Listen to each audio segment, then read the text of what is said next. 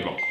To je ena tema, ki se tiče čisto vsakega posameznika. Namreč vsak se sreča s prodajo ali pa nakupom rabljenega vozila. In zato, ker sem opazil, da na spletu ni zadosti podrobnih ali pa natančnih opisov, kako se tega lotiti, sploh pa ne video zapisov, sem se odločil, da vam pripravim blog, ki vam bo ful koristil v življenju, oziroma od katerega boste odnesli ene take dobre reči.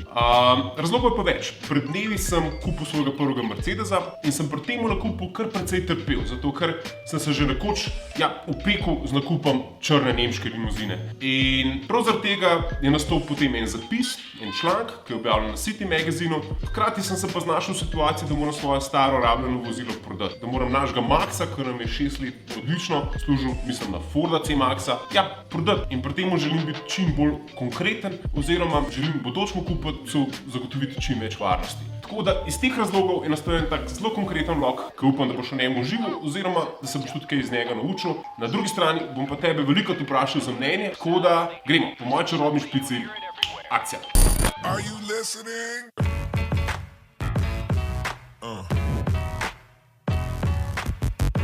You crazy mother. Tako no, prišel je dan, jaz imam registracije, za mano tamle se pa že skriva črna lepota in sicer moj prvi Mercedes, tako da gremo pogled.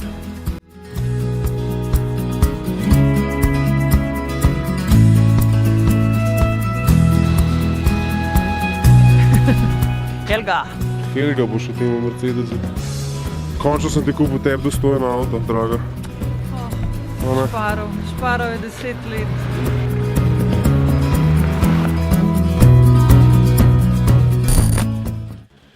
Tako, nakup rabljenega vozila je svojevrstna odisejada, polna enih pasti. Tudi če narediš vse prav, pa če se držiš vseh korakov, še vedno, ko kupiš rabljeno vozilo, ne veš, ali ti bo crknil za naslednjim vogalom. Tako da pri nakupu rabljenega vozila je biti treba ful pragmatičen. Ena od prvih stvari je sigurno raziskava trga in pa zavedanje, da v bistvu ne smeš avto kupovati samo s srcem oziroma z ljubeznijo do določene blagovne znamke, pa potem kaj ti je všeč, ampak da moraš vklopiti razum. In jaz verjamem, da če si se odločil za nakup rabljenega vozila, da na nek način že vklapljaš možgane. Tako da mogoče te koraki, ki ti jih bom zdaj povedal, ti bojo koristili, da se bo začel zavedati določenih stvari, na katere moraš biti pozoren. Tako da gremo kar najprej na točko številka 1.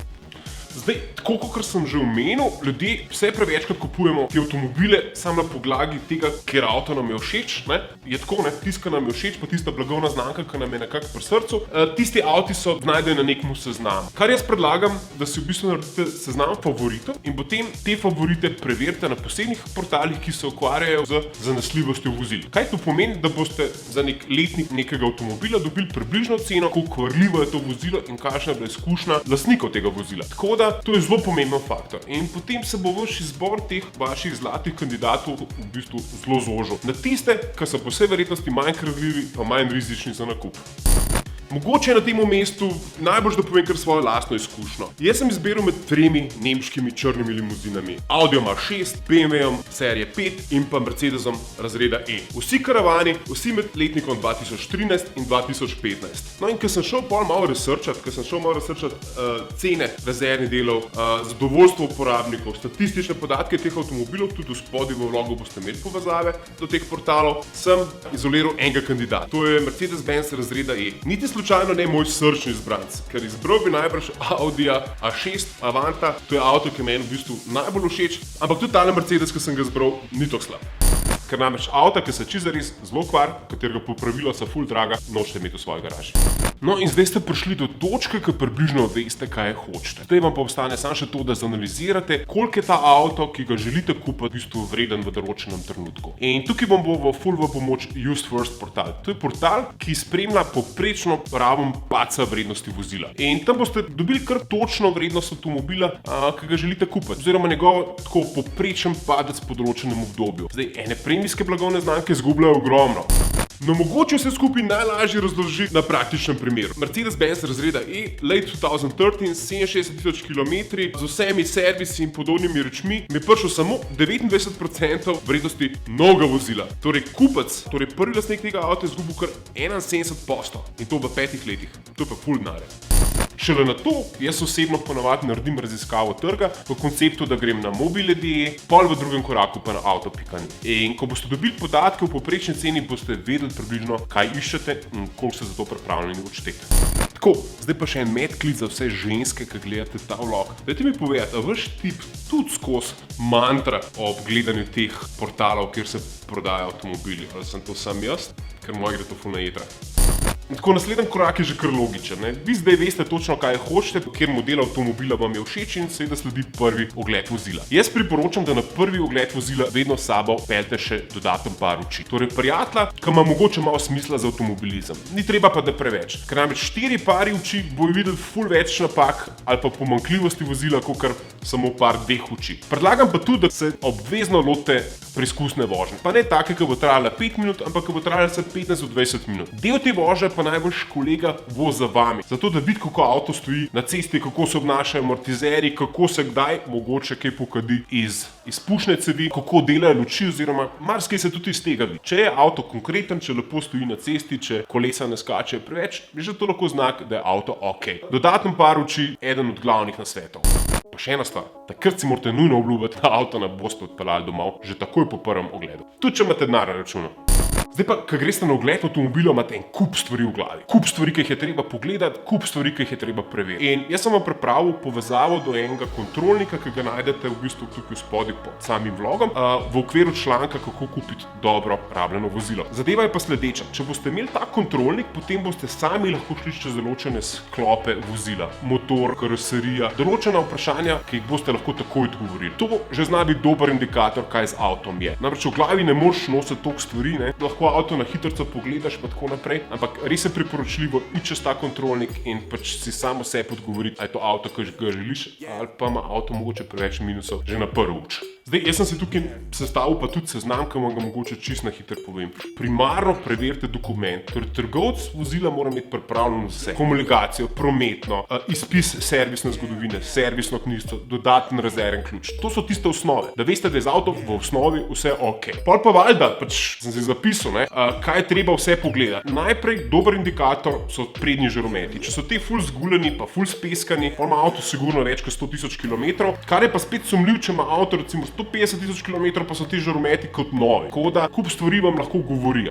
Stanje sprednjega vrtobranskega stekla. Namreč stekla na avtomobilih so lahko pri 110-120.000 km že opazne določene pikice, take majhne pikice se vidijo v vrtobranskem steklu, kar lahko indicira na to, da je pač avto z več kilometri, tako da na to je tudi treba biti pozoren. Stebriček A, to je stebriček A ob vetrobranskem steklu tudi velikokrat pokaže, kako je z avtom, ker namreč, če bi avto kaj zaleten, tisti del ni nujno, da je bil barvan, in če ni bil barvan, so tam lepo vidijo kamenčki. Eni imajo to plastificiran, eni ne, drugi imajo kovinske in predvsem na kovinskih lahko dobro vidite, koliko je bilo kaj uporabljen pa koliko je kilometrov. Še ena stvar, ki jaz takoj pogledam, ko vidim vozilo, pogledam stanje hladilnika in stanje hladilnika klime. To je pri vseh avtih večinoma zelo izpostavljeno na sprednjem delu in kolikor imajo ti avtomobili zelo veliko kilometrov, ponovadi hladilnik je v slabem stanju brez hladilnih elementov. Mogoče bo kako sliko tega hladilnika, da približno vidite, kaj mislim, ampak avtomobili pod 100.000 km ponovadi nimajo v slabem stanju teh hladilnih elementov. Tisti, ki se pa bližajo 200, pa že lahko zelo slabo izgledajo.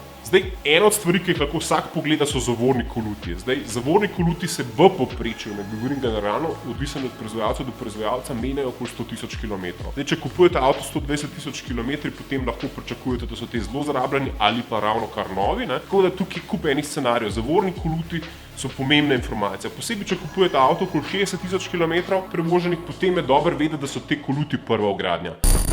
Kar lahko seveda preverite na pooblaščenem serviserju.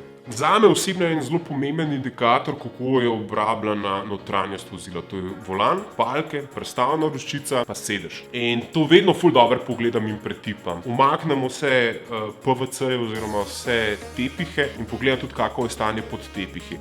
Namreč, vsaj pri recimo ročnih menjalnikih se hitro vidi obraba pod sklopko ali pa mogoče obraba ob gasu. Če tam so vidne neke hude posledice obrabe, ima lahko vozilo več kilometrov. Najbolj na prvi pogled pa vam veliko vozilu pomeni v bistvu volan vozila. To pač skozi držimo v rokah in ja, pri 150 tisoč kilometrih so marsikateri volan že zelo v slabem stanju, so pa seveda proizvajalci, tako kot je na primer Ford, kjer zelo težko na podlagi volana oceniš, kakšno je stanje ali pa kilometrina vozila, ker pač so oni delajo res dobre materiale. Tako da veliko faktorjev je, no, ampak vozila načeloma tam mlada ali pa 5 let stara vozila pod 100 tisoč kilometrov imajo te stvari relativno malo obrabljene. Če se te stvari, ki sem jih zdaj naštel, ujemajo, pol v bistvu, ja, saj v moji knjigi ni zadržkov, da se ne bi s trgovcem zmenili, da avto peljete pooblaščenemu serviserju ali pa še boljš dobremu mehankarju. Zdaj, zakaj sem rekel še boljš dobremu mehankarju? Zato, ker bo dober mehankar mogoče celo dosti bolj odkrit kot pooblaščen serviser. Na pooblaščenih servisih imajo sicer kontrolniki in vsak upravlja pregled rabljenega vozila. Se je pa že meni osebno zgodilo, da so mi kako zadevo mogoče zamolčali, ker valjda pluvati v svojo skledo nekako ni logično. Zato mogoče celo predlagam, da zberete ali enega od servisov, ki obstaja namreč servis Auto Analitika. To je poseben servis, kjer vi pripeljete avto in vam avto neodvisni strokovnjaki preverijo, v kakšnem stanju je in dobite v bistvu realen odgovor, kaj se z avtom dogaja. Mogoče celo bolj realen kot pooblaščenemu trgovcu. Priporočam tale servis Auto Analitika, ga bom spisal tukaj v spodaj, ker fantje res te zadeve dobro pregledajo. Zdaj zame osebno je bolj stresen kot nakup prodaje avtomobila, zato ker ljudje, ki kupujejo rabljene avtomobile, so tako polni enih dvomov. Veliko enih zgodb so slišali, kako so se ljudje v bistvu malo zafrknili in pa so dvomljivi. Zato sem se jaz odločil, da naredim vse, da bo moj kupec ful zaščiten. Torej, dobil bo celotno servisno zgodovino, delano pri enem serviserju do zadnje matice, kako bi šel k temu rekel, plus peljal ga bom na en prav poseben servis, ki se mu reče Auto Analitika, in kjer bo avto približno 3 ure natančno pregledoval, ja, in potem povedal točno, kaj s tem avtom je v tem trenutku. In s tem certifikatom, ki ga bom dobil, plus pač servisno zgodovino, jaz mislim, da bo kupec tega avtomobila 100% zaščiten. Živjo. Super. Hvala. Daj, 3 ure, ja? Ja. Cool. Tako da naj ne bo zadržkov, avto morate peljati ali pooblaščencu, ali dobremu mehaniku, ali pa specializiranemu servisu, ki se ukvarja samo z oceno stanja avtomobila, ker drugače res ne veste, kaj kupujete. To je, kar se tiče mehanike. Kar se tiče pa tega, ali je bilo vozilo udeleženo v neki nezgodi oziroma je imelo v preteklosti kak hujši nezgoden dogodek, je pa tako, da sami tega ne ocenjujte.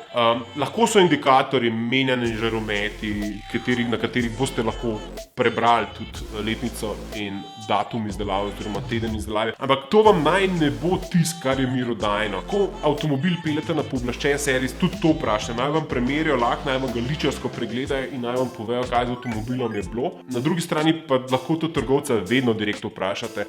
Včasih so te shady biznisi slaba stvar, mogoče z avtomobilom, ki je bil poškodovan, nič ni narobe, fino pa je imeti zabeležen, kaj se je z avtom zgodilo, zavarovalne zapisnike, ker to, da veste točno, kaj je bilo se zamenjano, ker popravljeni avtomobili so lahko včasih čist BP in z njimi prav nič ni narobe. Narobe pa je, če ne veste, kaj je bilo z avtomobilom. Tako da predlagam, da te kličarske stvari ali pregleda specialist ali pregleda pooblaščen serviser oziroma nekdo, ki vam bo lahko rekel, glejte, avto je bil mičkam po levi, mičkam po desni, nič resnega podvozja je v redu, ni bilo nobenih večjih stvari. Še boljše je pa, če imate valjda neko zgodovino avtomobila. Mogoče en trik tak zelo zanimiv, to je to, da vzamete zraven tak mehen magnetek in ga v bistvu dajete na jeklene površine in če ta magnetek ne drži na določenem modelu karoserije, naprimer na vratih, lahko sklepate, da je bil avto močno ličan, kar pomeni, da so ga kitali, brusili in ličali in seveda, ker magnet ne more čez to plast kita v bistvu prijeti kovine, tam ne bo držal. Stvar, na katero nikoli ne pozabite, je vprašanje trgovcu, temu, kaj avto prodaja, zakaj se avto prodaja. In takrat boste zelo hitro videli, kako bo odreagiral ta trgovec. Najlepša zgodba je menjava staro za novo za neko vozilo tega trgovca, ker takrat boste vedeli, da je pač nekdo iskal nekaj boljšega, nekaj novega ali pa celo kupil novo avto. In te avti, ki jih ljudje menjajo za nakup novih vozil, so včasih kar okej, ampak to ni nikakršen indikator. Boste pa hitro videli, kakšno zgodbo vam na drugi strani prodaja, zakaj se avto prodaja. Mogoče smo zdaj pa že pred koncem cele zadeve. Če mene osebno vprašate, bi avto vedno in vselej kupil od pravne osebe in ne od fizične osebe, rabljenega. Tudi zato, ker pravne osebe zavezuje določena zakonodaja. To je zakon o gospodarskih družbah pa zakon o obligacijskih razmerjih. No, in ta dva zakona ikona v bistvu ščita potrošnika. Ko kupite vozilo pri pravni osebi, že avtomatično imate možnost vračila vozila do 30 dni oziroma neke zakonske zadeve. Tako da pri fizični osebi pa videno, kupljeno, pa zelo težko se boste pogovarjali o vračilu denarja ali pa menjavi ali pa podobnih rečeh. Jaz predlagam nakup pri trgovcu. Večina trgovcev ima sklenjena določena zavarovanja za stara vozila, ali za 90 dni, ali za pol leta, ali za eno leto, torej prodajajo vam poleg avtomobila tudi rabljeno garancijo, tako da za njo se lahko vedno pogajate. Vsi trgovci z rabljenimi vozili sodelujejo z enim od ponudnikov podaljšanja garancij za rabljena vozila in če dobite to garancijo, potem dobite mogoče celo neki, ne. Zdaj, faktor sreče je eden največjih faktorjev. Vi lahko naredite vse te kljubce, o katerih smo se zdaj pogovarjali, pa še vedno vam bo avto za prvim ovikom spustil dušo. Dejstvo, zgodi se, pri rabljenem vozilu ni te garancije, da bo avto kar delal. Ampak ja, na drugi strani pa tudi ne boste plačali za to rabljeno vozilo toliko za novo vozilo. Eno stvar, ki jo priporočam vsem kupcem starih vozil, je to, da ko se odločite za določen model pa znamko vozila, ja, naredite eno tako zelo dobro raziskavo, koliko stanejo tisti rezervni deli, ki so tej znamki in temu modelu vozila največkrat na udaru oziroma ki se največkrat pokvarjajo. Najlažje uporabljati aplikacijo AutoDot, link bom pustil spodaj, zaradi enega samega razloga, ker lahko s to aplikacijo čisto zares ugotovite, koliko vas bo stalo nekaj, kar bo crknilo. Lahko ocenite, koliko so novi diski. Teh stvari, ki je mogoče pri tem modelu, ki ga kupujete, bilo navedenega kot nekaj, kar je zelo verjetno, da se pokvari. In tako v bistvu tudi lahko ocenjujete stroške popravil. Na drugi strani pa vam to vrstna aplikacija da dober vpogled, koliko vas hoče scet peljati pooblaščeni serviseri, kar vas velikrat boste za nek del preplačali tudi do 300 do 400%. Ja, jaz marsikomu predlagam, da mogoče celo kak del sam nabavi, pa mogoče zamenja pri nepooblaščenemu, mogoče pa te redne servise pa preglede pa se eno upravlja pri pooblaščenemu serviserju. Tako da toliko, koliko vas bojo popravila ali pa saj pričakovano popravila stala, to je dobro vedeti vnaprej. Zdaj čisto na koncu, ja, ni ga pravega recepta. Tako, jaz upam, da ste se kaj naučili.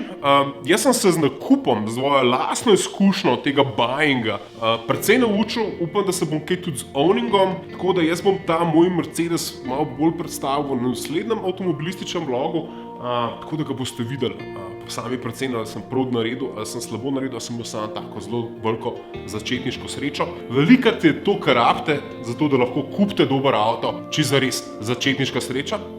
Tako da pa mogoče tale vlog, ki vam bo razkril določene stvari.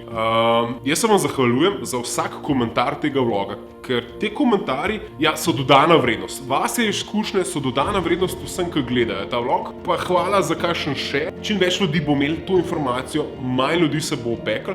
Tako da, ja, mislim, da če poznaš koga, ki ravno kar kupuje avto, mu tole pošeri. Drugače pa hvala, ker si gledal, ker si bil potrpežljiv, da si zdržal čez ta zelo dolg vlog. Naslednji avtomobilističen vlog bo ja v mojem novem črnem vrancu, lepi nemški limuzini, Mercedes-Benzu, mojemu prvemu Mercedesu. Prihajajo pa valjda tudi drugi vlogi, ko so bolj povezani s tehnologijami pa podobnimi rečmi. Tako da upam, da ste se kaj naučili. To je pomembno sporočilo. Vidimo do naslednjič. Ja, pa nekaj sem pozabil. Če hočeš vse informacije zbrane na enem mestu, pojdi na povezavo, glavno spodaj pod vlogom, klikaj tja gor, ker tam sem zbral vse povezave do vseh teh car reliability in podobnih zadev. Tako da vse imaš tam, vse povezave, pojdi tja, preveri, kaj se dogaja. Oziroma, ja, naj ti bo to nek guideline. To, kar jaz vem, veš ti, vsi vemo. Ajde, čau!